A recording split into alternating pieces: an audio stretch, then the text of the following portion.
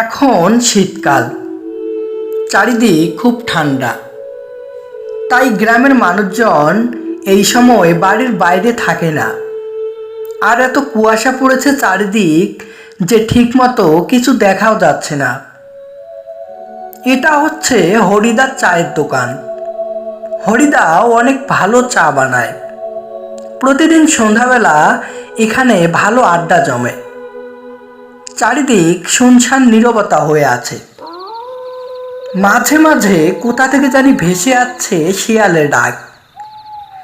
ঠিক সেই সময় সজীবদা বলে উঠল, কি রে, শুনলি আজ নাকি আরিফ শহর থেকে গ্রামে ফিরছে? হ্যাঁ রে, আমিও তো এমনটাই শুনলাম। তবে ভালোই হবে, কতদিন ধরে একসাথে বসে গল্প করা হয় না। সেই কবে গ্রাম ছেড়ে চলে গেছে, আর ফিরার নাম নেই। কথাটা মন্দ বলিসনি রে। অনেক দিন ধরে আরিফের সাথে তেমন কথাবার্তাও হয় না। আগে একসাথে এই চায়ের দোকানে কত যে আড্ডা দিয়েছিলাম, সেসব কি আর এখন হয় রে?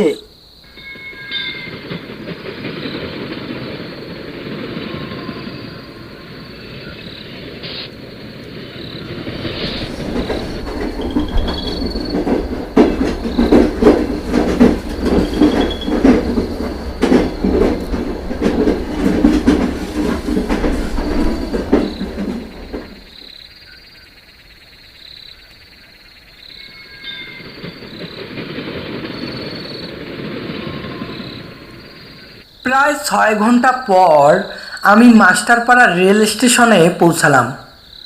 অনেকদিন পর গ্রামে যাচ্ছি।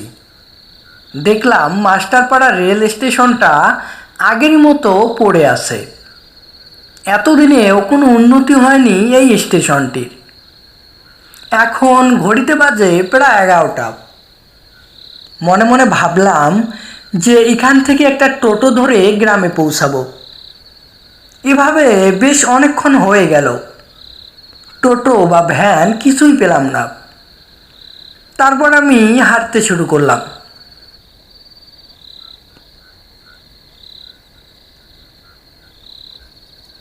অনেকদিন পর গ্রামের মেঠো পথ ধরে হাঁটতেছি। গ্রামে সেই কাঁচা মাটির রাস্তা এখনো আগের মতনই আছে। তখন আনুমানিক ঘড়িতে বাজে প্রায় 11টা। আর গ্রামে গঞ্জে এত রাতে চারিদিক নিস্তব্ধ আর নিরিবিলি হয়ে ওঠে। দূর থেকে ভেসে আসছে কুকুরের ডাক, আর মাঝে মধ্যে ভেসে আসা শিয়ালের ডাকে পরিবেশটা কেমন জানি ভয়ঙ্কর মনে হয়। কোথা থেকে জানি একটা ঠান্ডা নেমে আসছে। গ্রামের রাস্তা দিয়ে কেউ যদি এত রাতে হেঁটে থাকেন তাহলে বুঝতে পারবেন পরিবেশটা কতটা ভয়ানক মনে হয়।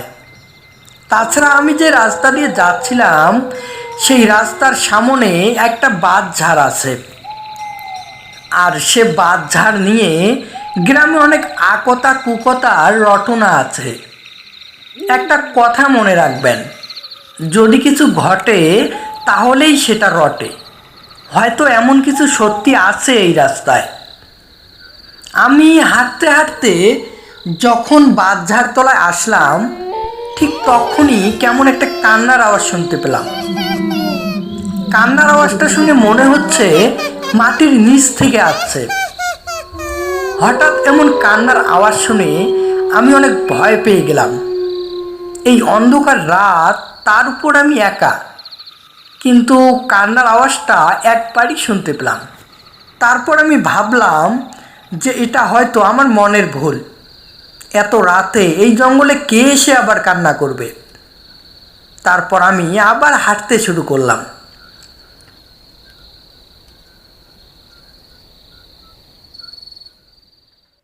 তো বন্ধুরা, আজকের গল্পটি এখানেই সমাপ্ত করা হলো। খুব শীঘ্রই নিয়ে আসতেছি এই গল্পের দ্বিতীয় পর্বটি। আজকের গল্পটি ভালো লাগলে লাইক করুন, কমেন্ট করে জানান কেমন হয়েছে। আর হ্যাঁ বন্ধুরা, অবশ্যই আমাদের কার্টুন মেকার বাংলা চ্যানেলটি সাবস্ক্রাইব করে আমাদের পাশেই থাকুন। দেখতে থাকুন আমাদের গল্প। ধন্যবাদ সবাইকে।